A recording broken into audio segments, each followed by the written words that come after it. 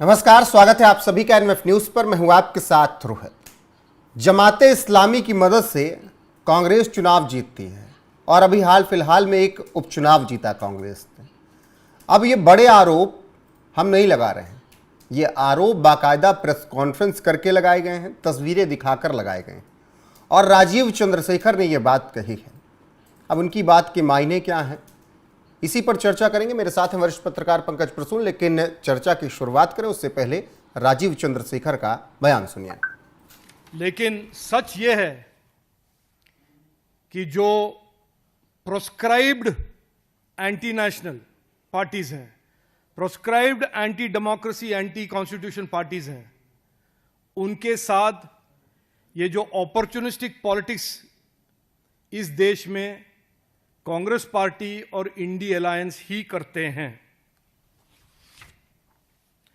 हाल ही में खरगे साहब ने कहा कि आप ये 50th एनिवर्सरी इमरजेंसी के क्यों मना रहे हैं, लोग भूल गए हैं। लेकिन ये एक बहुत महत्वपूर्ण सबूत भी है और कारण भी है कि आज भी कांग्रेस पार्टी उनके डेस्परेट राजनीति, किसी तरह से जीतने की राजनीति के लिए Indian constitution, Indian secular values, Indian democracy. Pankaj ji, आपने सुना राजीव चंद्रशेखर को, और राजीव चंद्रशेखर जो आरोप लगा रहे हैं उन आरोपों की एक छोटी सी क्लिप हमने सुनाई। आखिर में पूरा उनका बयान सुनाएंगे। वो जो कुछ कह रहे हैं उसके आधार पर क्या समझा जाए? नीलांबर एक विधानसभा कंस्टिट्यूएंसी है जहां बाई इलेक्शंस हुए थे केरला में। वो यूडीएफ जीत गई, यानी कांग्रेस लेड जो गठबंधन है वो जीत गई है। उन्होंने एलडीएफ को हरा दिया है। उसी विधानसभा उपचुनाव में कांग्रेस ने बकायदा चिट्ठी लिखकर जमाते इस्लामी से मदद मांगी थी, वोट देने की अपील राजीव चंद्रशेखर के नहीं, वो चिट्ठी दिखा रहे थे। अच्छा, उनका आरोप है, मतलब राजीव चंद्रशेखर ने कहा कि कांग्रेस ने चिट्ठी लिखकर मांगी है और ये जमाते इस्लामी से मदद लेकर उपचुनाव जीते हैं। ये राजीव चंद्रशेखर का आरोप है। लेकिन मजेदार बात यह है कि जब कांग्रेस की सरकार थी केरल में, ओमन चांडी मुख्यमंत्री थे, उन्होंने जमाते इस्लामी को खतरनाक, देश विरोधी बताया था उस वक्त, और ये इस संगठन के सख्त खिलाफ थे ओमन चांडी साहब।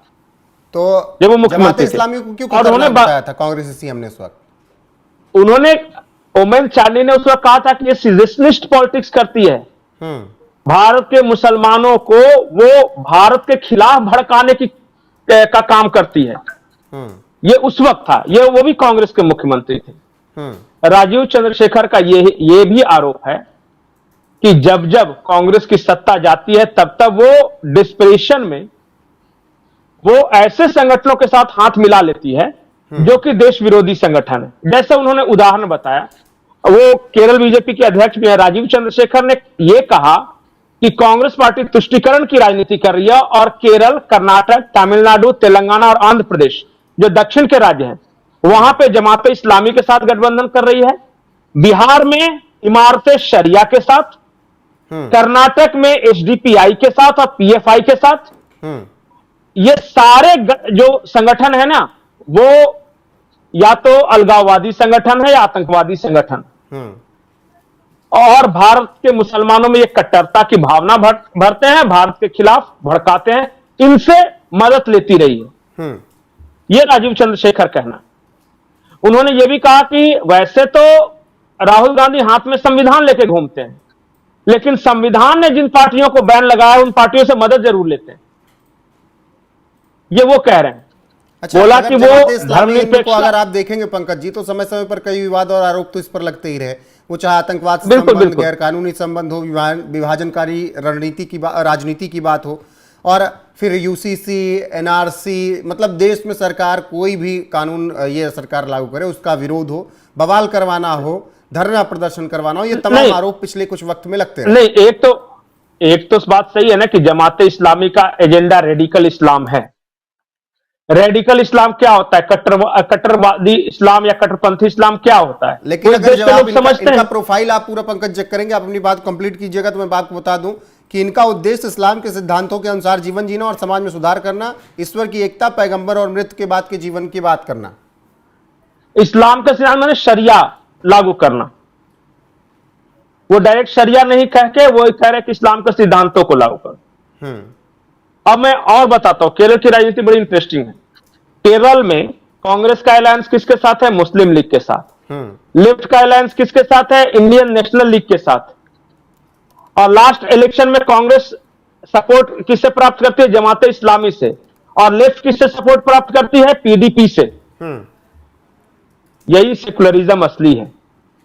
दोनों दल, लेफ्ट और कांग्रेस, ऐसे संगठनों से रेगुलर मदद लेते रहे हैं जो कि भारत सरकार के गृह मंत्रालय की नजर में संदिग्ध संगठन है। दोनों, केरल की राजनीति इसी तरह है, वहां पक्ष हो या विपक्ष, अंत में तो जाना वही है तुष्टीकरण पे। इसलिए तो मैंने दोनों को बोला। अच्छा बताइए, क्या लेफ्ट ने इंडियन नेशनल लीग के साथ मदद नहीं ली? क्या लेफ्ट ने पीडीपी से मदद नहीं ली? ली है। मुस्लिम वोट आप मुझे दिलवाओ, ठेका दिलवा देते हैं उन लोग ना। लेकिन चलिए, आज राजीव चंद्रशेखर अगर ये आरोप लगा रहे हैं तो दूसरी तरफ वाले भी तो ये आरोप लगाना शुरू कर देते हैं, रेडिकलाइज करते हैं। वो कहते हैं कि आप आरएसएस के दम पर जीतते हो। अच्छा, आरएसएस प्रतिबंधित संगठन है, भारत सरकार ने उस पर बैन लगा के रखा है या उस पर ये देशद्रोह का इल्जाम है? क्या है ये? आरएसएस को आप मुस्लिम लीग और एसडीपीआई से तुलना कर रहे हैं। ये है सच्चाई? बताइए। तो काउंटर करने के लिए, बैलेंस बनाने के लिए, अब कल को कोई बोल दे कि बीजेपी जो है योगी आदित्यनाथ से और राजासी से मदद लेती है, इसलिए वो भी एसडीपीआई से हम मदद ले रहे हैं, ये कोई तर्क हुआ? यही कहा जाता है ना यहाँ पे। ये कहा जाता है। दिग्विजय सिंह 26/11 के बाद, वो तो तस्वीर आपको याद होगी ना, आप तो उस वक्त पूरा कवर कर रहे थे। 26/11 के बाद की तो तस्वीर आप भूले नहीं होंगे, किस तरीके से पूरा प्रेस कॉन्फ्रेंस की गई, हिंदू आतंकवाद, भगवा आतंकवाद की तस्वीर गर्दी, आरएसएस ने हमला करवाया, सब कहा गया इस देश में। किताब निकाला गया था कि मुंबई हमला भगवा आतंकवाद की साजिश, ये किताब का नाम है। वो तो कसाब के हाथ में कलवा भी दिखा दिया गया।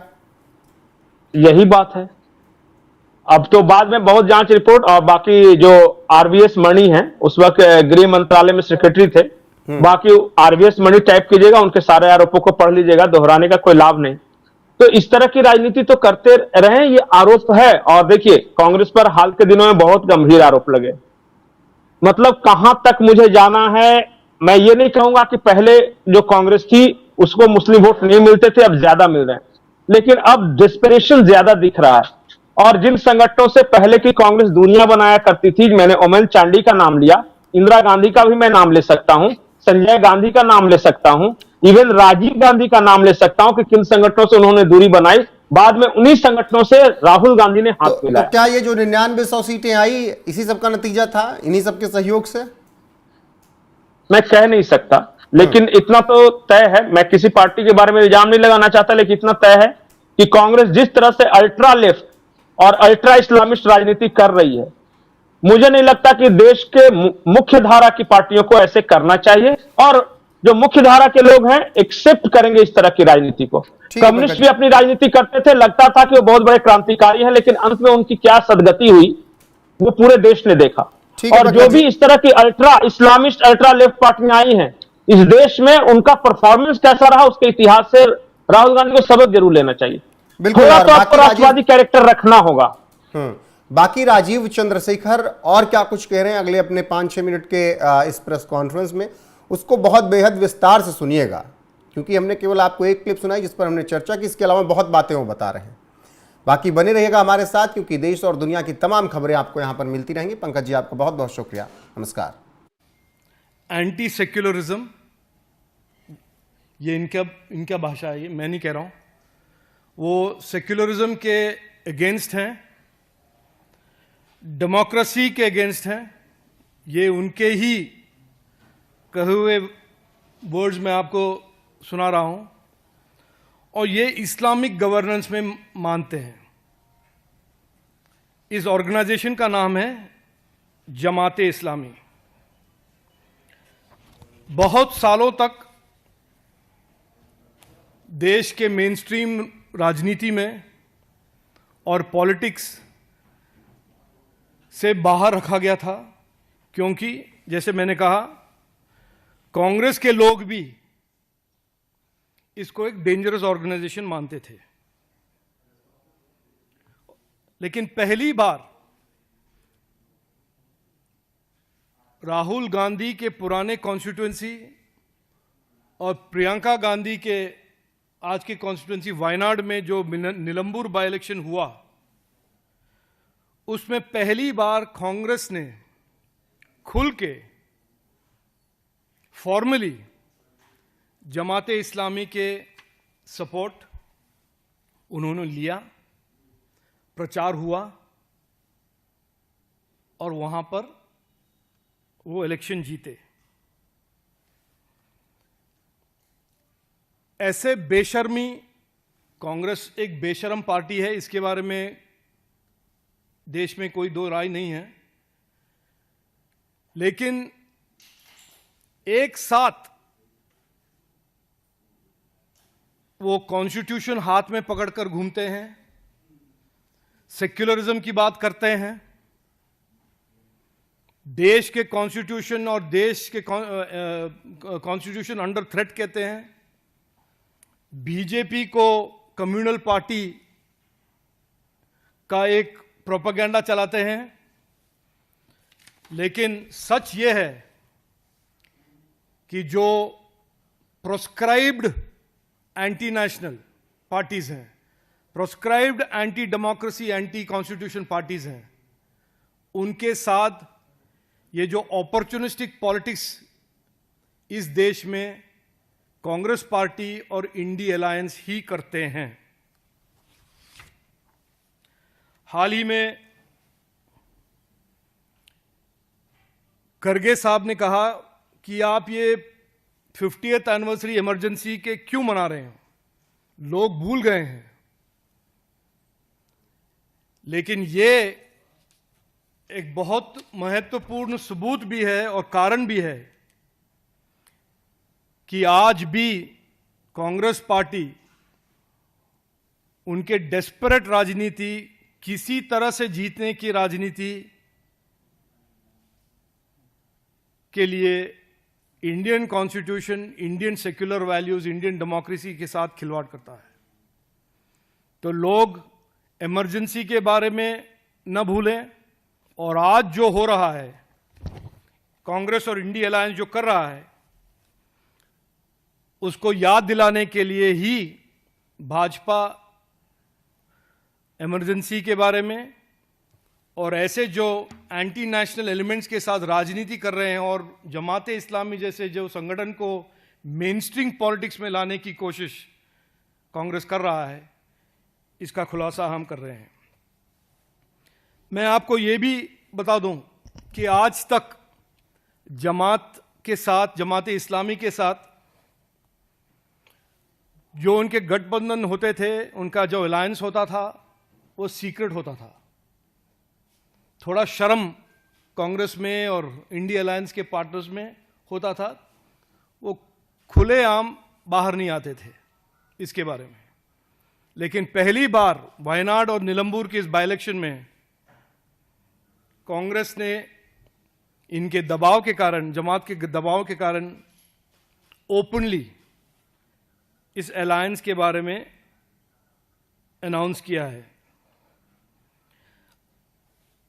जमाते इस्लामी के हेड जो हैं, अलग अलग पॉलिटिकल पार्टीज के हेड होते हैं, जनरल सेक्रेटरी होते हैं, प्रेसिडेंट होते हैं, लेकिन जमाते इस्लामी के हेड का टाइटल का नाम है अमीर। अमीर जमाते इस्लाम के अमीर जो हैं, उनका नाम है मुजीब रहमान। और उन्होंने एक स्टेटमेंट हाल ही में डाला है कि देश में कोई भी ऐसा पार्टी नहीं है जिन्होंने जमात का मदद नहीं लिया हो, और केवल एक ही पार्टी है जो जमात के साथ या जमात का उन्होंने मदद नहीं लिया है, वो है भाजपा, भारतीय जनता पार्टी। इन्होंने कहा ये, यानी कि लेफ्ट हो या आरजेडी हो या जो भी ये नमाजवादी पार्टीज हों, सभी ने जमात और इसी तरह के ऑर्गेनाइजेशन का सहारा लेकर वो अपना राजनीति करते हैं। कांग्रेस पार्टी, मैं क्लियरली कहना चाहता हूं, इतने साल लोगों को भड़काकर, लोगों को बेवकूफ बनाकर उनकी राजनीति उन्होंने चलाया है। आज बाकी सब लोग, बाकी सब कम्युनिटीज जाग चुके हैं और उनका एकमात्र स्ट्रैटेजी है कि मुस्लिम कम्युनिटी के साथ तुष्टीकरण की राजनीति करें, उनको बेवकूफ बनाएं, उनको डराएं। और आप बिहार में देखिए या उत्तर प्रदेश में देखिए, बिहार में इमारत शरिया के साथ, केरल, कर्नाटक, तमिलनाडु, तेलंगाना, आंध्र प्रदेश में जमात इस्लामी के साथ, कर्नाटक में जमात ही नहीं, जमात के साथ एसडीपीआई, पीएफआई के साथ उनका राजनीति चल रहा है। और पहले भी इस तुष्टीकरण की राजनीति के सबूत हम देख चुके हैं। 26/11 में जो टेररिस्ट अटैक हुआ था, उन्होंने कहा नहीं, ये पाकिस्तानी टेररिस्ट नहीं है, ये आरएसएस है। बाटला हाउस में जब टेररिस्ट अटैक हुआ, सोनिया गांधी एक खटाखट से डिफेंड करने के लिए और जस्टिफाई करने के लिए निकली। पुलवामा में जो टेररिस्ट अटैक हुआ, उन्हें कहा नहीं, बीजेपी ने करवाया है। पहलगाम में जब टेररिस्ट अटैक हुआ, रॉबर्ट वाड्रा ने कहा कि ये इसका जस्टिफिकेशन 370 का रिपील। तो हर बार कांग्रेस की भाषा जो है, मैं आपको एक और उदाहरण देता हूं।